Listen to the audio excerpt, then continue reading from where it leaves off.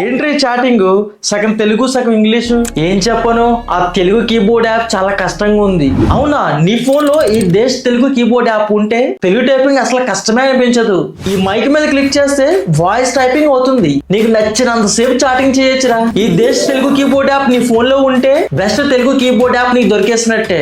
రే నీకు హిందీ ఇంగ్లీష్ రాకపోతే ఈ కీబోర్డ్ లో ఈ ఆప్షన్ ఆన్ చేసుకుని జస్ట్ తెలుగులో రాస్తే చాలు.